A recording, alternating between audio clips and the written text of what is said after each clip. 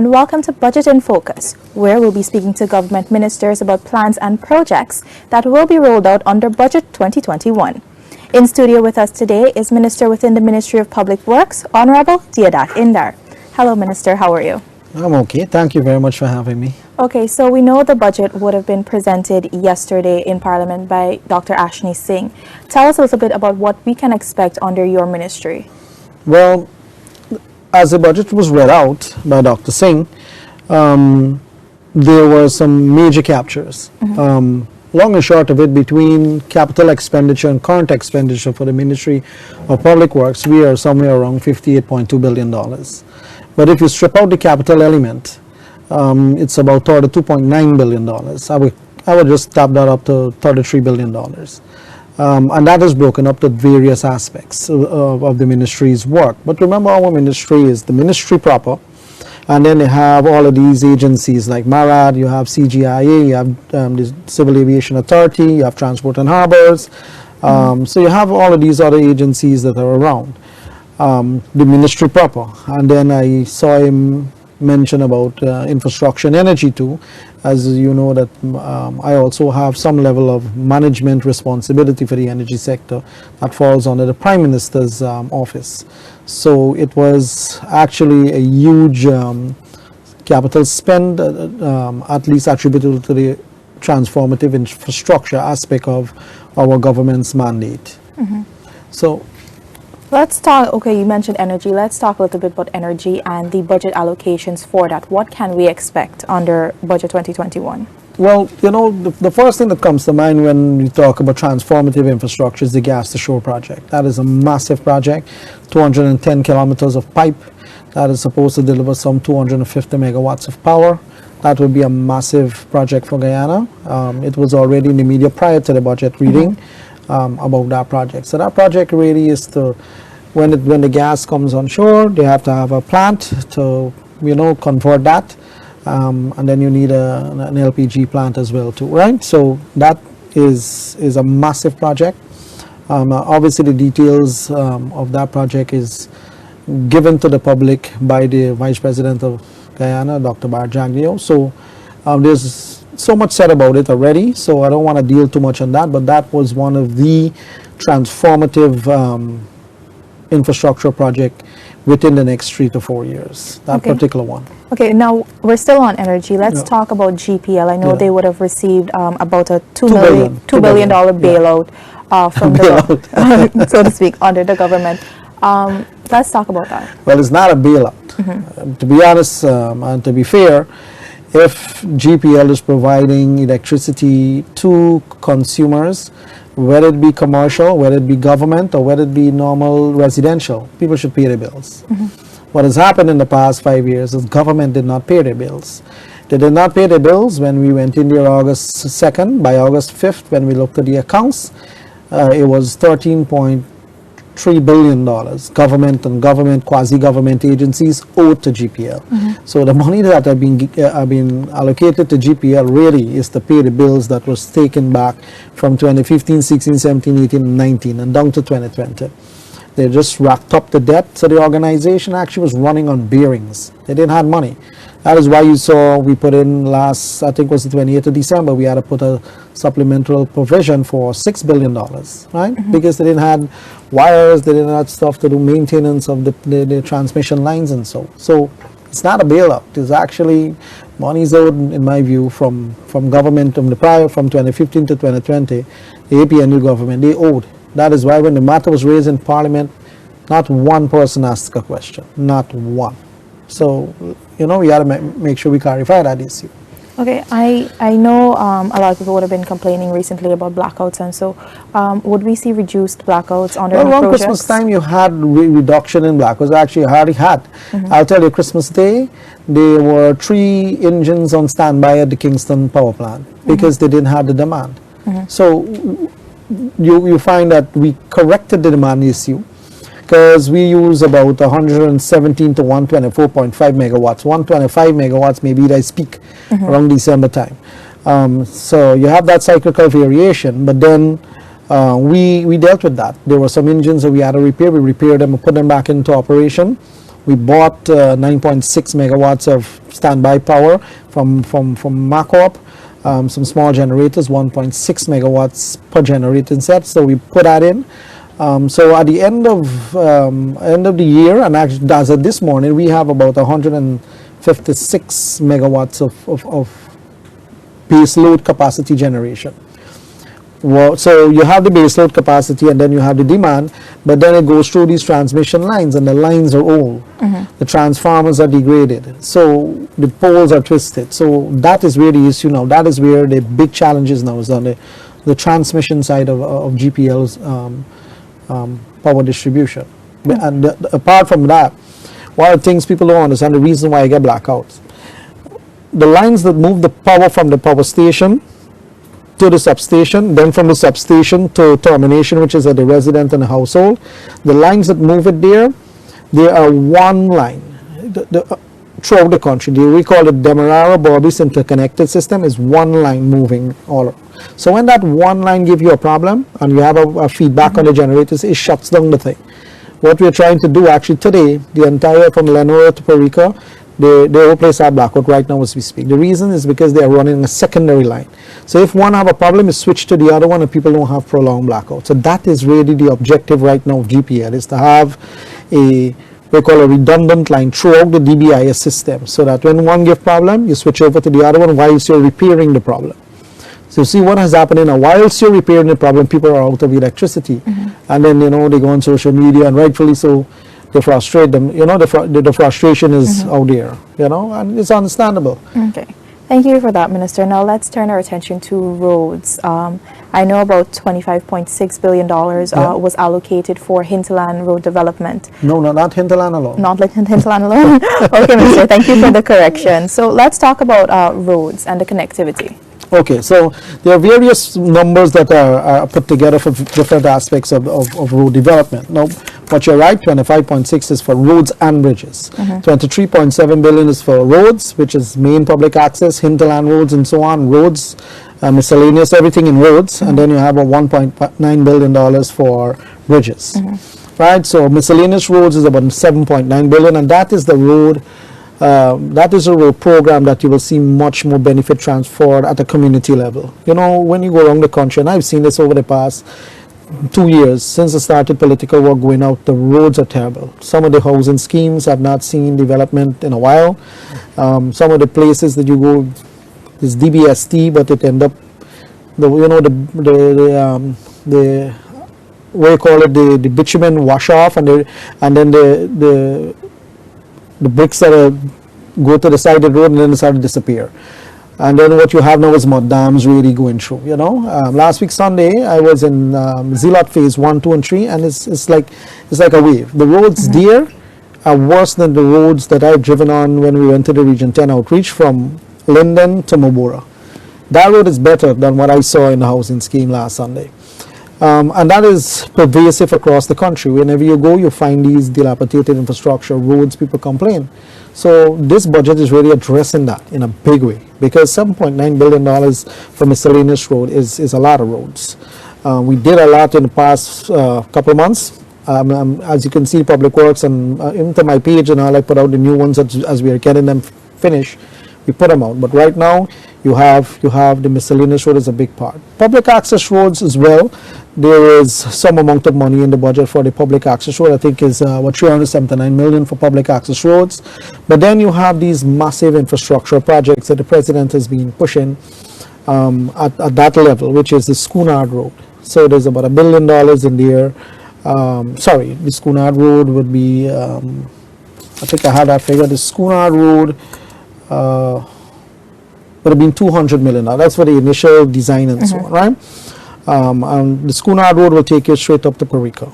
But then you have the Ogle Bypass Road. That one is about $1 billion in there for that one, right? And then you have, apart from the Ogle Bypass Road, that's the government of India is funding that. We have some money in there. There's $1.06 billion actually in there. And then you have the UK CIF Road, which is from Linden straight up to, I think it's 78 miles, Mobura Hill, right? I think it's 125 kilometers of road. That is about $3.535 billion. So That is a massive spend there too. So you have the Ogle bypass, you have the Schoonard, then you have the one from Parika, which is we call the Goshen Road. There is some money in there for studies as well too this year, which is the connect. That will take you till the Monkey Jump by Bartica area, and then that road's supposed to come till to Sharima, and then you'll come back through Linden. So it's a whole massive road network is going to be built out in that area. Okay, that's a lot of roads under budget 21, Minister. It's a lot of roads. So I know we're talking about roads and we've identified where these roads are going to be built, but what does this mean? What is this going to mean for the average Guyanese? Well, I could tell you, right now, people are already feeling the benefit. A lot of the places, I'm telling you, was neglected when you go in and they start seeing roads. You know, it's when you go, people shower you with all sorts of blessings, because for these simple basic necessities, you know, the pipe with a turn on, the taps water come through, put on the switch, the light come on, you know, they jump in a car, they have a good road to those basic necessities is what people want. We got to fix those, you know, we cannot, you know, be, you know, I call it strategic drift, is that, you know, governments tend to move with the big broad issues of transformation and forget the primary issues, which you call the kitchen table issues.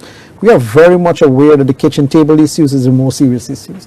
Although our plan is twofold, you have the transformative ones, you must maintain that kitchen table issue, all the matters around the kitchen table, whether it be the drains in the area from an NDC level, or the miscellaneous road or a public access road, whether it's electricity or water, housing for people. Everything this budget has addressed in a forceful way. And I believe that is what makes this particular 2021 budget special. It approaches these issues and confront them in a forceful way. And we have to deliver on them. Okay, Minister. Now let's talk a little bit about the sea defense. I know some monies would have been allocated for sea defense works. Tell us where this is going to be happening. So there is some, listen, the entire coastline is problematic. When we came into government, the second day, I came into office the first day, I heard about Danzig when they reported it to me. The second day in office, I put on my long boots, the long boots that I have, somebody lent me one, and I got into Danzig. Yeah, Danzig has been a problem. And I went there to verify for myself the condition of what was going on there. And from there, I took a serious interest into sea defense, because I saw what absence of sea defense did to the people of that area. About over 2,000 farmers, when you look, there's nothing there. There is absolutely nothing there, and the water is gushing in. There is no impouldering to hold back that force that is coming in there, because there's no mangrove in that piece of area. Between Glacier, I think it's Glacier, is Content, Danzig, and Glacier Loss or something. I can't remember the name of the village. Another one a little further up. Right, but coming back this way is also problems too. Then when you jump on the coast from number 52 straight up to 63 is problematic. Then if you go on the west coast from Denham still go back straight up to Zeelat area. Then if you go on the island of Wakinam, you have problems with sea defense. Legwan, there's problem with sea defense. If you jump and you go over to the other side of the river, the country in region 2, parts of the coastline there at Surrey is problematic. If you go at Andrews, they have problems there. So I've visited these areas, and I can tell you that the entire coastline have issues. The budget this year, there's about 1.3 billion under the CDB line item there, and there's another 3 billion for sea and river defense with some other maintenance budget and so on, right? Because although these are capital, they have the other maintenance side too. So there's monies in the budget to deal with these areas, right? But we have to deal with them. Only 2 days ago, I was at the Edwards, and they're overtapping in the mangrove going into the fishermen area. So those maintenance budget can deal with those. So although you have the capital side, you still have the maintenance aspect, because when you put in the capital, and the capital that was done prior years too, you have to maintain those in case they have any kind of breaches around it and so on. Okay. How soon will we be able to see some of these projects start rolling? Well, I can tell you, we have prepared, on our capital program, we have prepared 100% of the work. We already have the advert already waiting to go out. So we only waited on the reading of the budget, and we will start to go out with those adverts, so that by the time the process of the Committee of Supply is finished in Parliament and these budgets are approved, hopefully we will already have those out there. People will be bidding, so that we can fast track the procurement process, so award can happen. Then you have mobilization and so on, right? So we have to make sure we work fast, we manage properly to get these programs on the way, because each one of these programs that we have affect lives. You know, when you go to see defense effect, the man right down there because the water goes over and flood his place, flood his yard. Yeah, he got to take his livestock from his yard and put them on somebody road until the water recedes and so on. And that's the kind of thing you're visited with, you're confronted with when you go out. You know, this is not stories I'm making up. If you go to Zilot, you'll see that the people in that area, about 400 of them, the households there, they have to literally take up their livestock and go on the public road when they have flooding.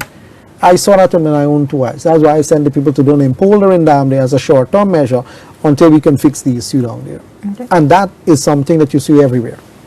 Okay, Minister, I want to take you back a little bit to the Diamond to Mandela Road. I know some work sort of started on it, and we would have seen it being not paved, but it would have been being graded and stuff. Tell us a little bit about that and what will happen under budget 2021. Well, housing is actually dealing with that piece there, really, right? Housing did that piece, and they will continue to. They already had they already advertised for the contract already for building out of that piece. So housing is dealing with that piece to have that access to come through there. Okay. Now the Ogle bypass road. So the Ogle to Harbour-Bush, where, as I said, there's $1 billion and $60 million in the budget. Well, the Indian government has already communicated to us that that has gone out to procurement. Right, so the Indian government has already approved that money for the project, $50 million US. It will be, I think the length of the road is 7.9 kilometers, and it has 4 lanes. I've seen the design when Vice President and President worked. I particularly had to look back at the shape, the size, and everything to make sure we fit within the $50 million credit facility. Because when we met it at $208 million. So that just could not work. It was a non-starter, as they call it. So we had to redesign it, shape, size, take out some of the connectors for now, just so we can get that road as phase 1. And then you'll build in, and then you'll get the connectors as you go by. You know, either government do it or we get funding from other way to build in the connectors from the highway into the villages. Okay, I know you mentioned that the Indian government said that it has already gone to procurement. How soon can we see that project starting? Well, procurement, I would give that close to around 6 months between procurement, evaluation, award, and so on. I'll give that about 6 months. And then you will see something going on. I will think maybe around August, if I'm being very ambitious there. Okay, Minister. Now, but this year you will see work there. I can tell you. I know. And you're talking a lot of connectivity, and let's talk about the Harbour Bridge. I know it gives some issues here and there, and I know some money would have been allocated to fix one of the spans. Yeah, so $890 million, the budget have, in these summaries here, they have $890 million for that. Now, the actual, well, it's actually span 9. So, for those who don't understand, so span 9 and span 10 that goes up and down, right? Span 9, they retract the span, it is bad. It in such a way that it was reported to us that, you know, not to scare anybody, you can wake up one morning and not find that we can use it. It can collapse on you. So we have to look into it. But then we have to look into it the same time we're thinking about building a new Demerara Harbour Bridge. Right, so you have to watch yourself how much you spend there, because when you build a new harbour bridge, you can't have 2 bridges right next to each other. One have to be decommissioned. Right? So you have to look at it in the sense that you need it for now, but you're building a new bridge, because the new bridge will become a reality, right? There's sums already in the budget to deal with studies and so for the new bridge. Okay, let's talk a little bit about the new bridge. What can we expect, if you can divulge any information? I can't divulge much. All I can tell you is that we have shortlisted 9 companies based on the 20-something, I think it was 22 of them that came in. We've shortlisted 9, and that 9 has now gone forward to the second round.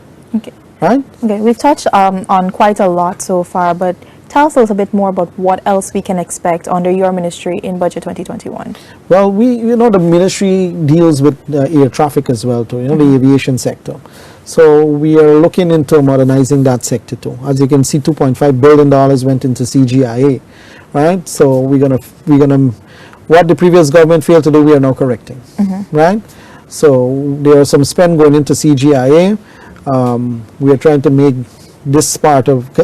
Guyana a regional hub.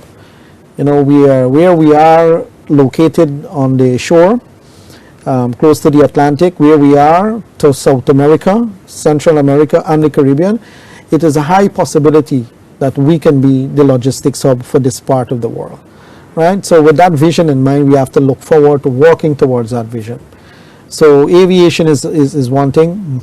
Maritime, the maritime subsector, remember you have an oil and gas industry that operates in the maritime environment. So with dredging and so on, you have to get pilot launches to do, and you have to do, and there are sums in the budgets for that too, right? We have to do that. We have to make sure that we look into the maritime infrastructure and some of the navigational aids and so that we need, because we have a lot of traffic offshore now. We have to remove some of the wrecks from the riverbed. They have a lot of them there. We have a lot of traffic, and if you have issues down there, it can cause insurance for vessel operators to go up on these kind of things. So we got to remove some of the ones that are presenting some level of danger. Transport at harbors, well, that organization, they have a lot of vessels, and some of them are very old. So the maintenance costs is a little high, so we got to make sure we keep them maintained, because new vessels are very costly. As you know, in this budget also have funds aside for the new vessel that we're going to, I think it's 1.2 billion for the new vessel that we're going to have for Perica to Region 1, service that route from the Indian government, right? So we are looking at all of those areas, because movement of goods and people to the different regions, it will go up now. The entire the economy is going to rise. As you see, the projection for 2021 is 20 point something percent, I think 20.6%. This year ended for a 3.5% GDP growth. So your GDP moved from 4.28 billion US to 6.14 billion US in one single year. So you have to look at the number of number of sectors subsectors is going to rise up. You're going to have movement all over the country, and either people move by land transport or they move by river transport. We are dealing with the riverine communities in terms of the hinterland roads. We have a lot of roads that we have to maintain, and new ones we have to put. Right? But the maintenance of the existing one itself sometimes presents pressure, because what happened is that some people, operators, when they go into the interior, they load these trucks up, these Model M and these TM trucks, with more than they can carry, and they break up the road, right? So maintenance of these roads, because we don't have weight limits for them. We do, but they don't enforce as much. So that is a major problem for us, because it breaks up the road and it costs to repair them. You have to have constant grading and shaping of the interior roads, constant grading and shaping. And when you have rain, it just presents more, insult to injury there. Okay, thank you so much for that, Minister. Now we have about 5 minutes remaining on our program. Wrapping up, what else can you assure the people of Guyana will see in the public works sector that will be of great benefit for them? Well, what we've been doing internally is trying to make sure that we bring more people into the sector, more contractors. What has been the problem over the past years is that you have a number of contractors, and that has not grown, So if you have more capital spend going through the same pipeline, it's going to stick up here. You're going to have a bugbear at a particular point. That's what we call a bottleneck, which is around procurement and then mobilization and then implementation. So if you have more capital spend going through that same bottleneck, it's going to present problems. So what we want to do, you have a number of contractors. We want to bring more into the system so that more people can get work. And when more work is given to more people, obviously more employees is going to come on board. So, you have 5 contractors, they're using the existing capacity most of the time. But if you bring in another one, he brings more capacity, and another one brings more capacity. So it builds the capacity to implement more projects in the country. With respect to standards of the work that is delivered, we have taken a very hard line on that. We don't want, you build a road and then 2 months from now you go, there's a big hole down there.